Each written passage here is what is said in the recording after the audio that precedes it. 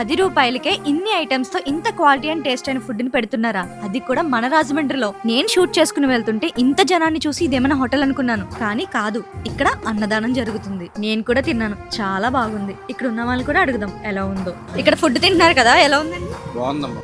శనివారం పెడతారా, 10 రూపీస్ తీసుకుంటా. ఫుడ్ ఎలా ఉంది? బాగుందా? బాగుందక్క. ఎలా ఉంటుంది ఫుడ్?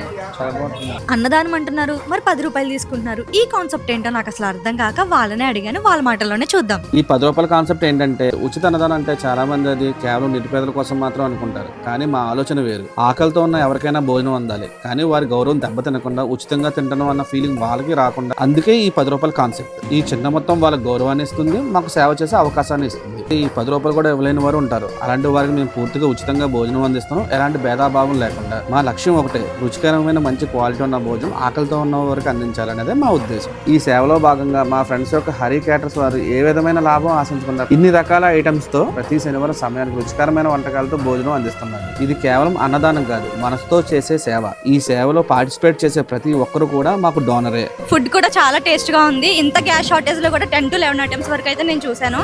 అండ్ అందరినీ కూడా అడిగాను, వచ్చిన వాళ్ళందరినీ కూడా, అందరూ కూడా ఫుడ్ చాలా బాగుంది అన్నారు, బాగా సర్వ్ చేస్తున్నారు అన్నారు. దీనికి డోనర్స్ ఏమైనా ఉన్నారా, లేదంటే మీరు మీ అమౌంట్ తోనే చేస్తున్నారండి?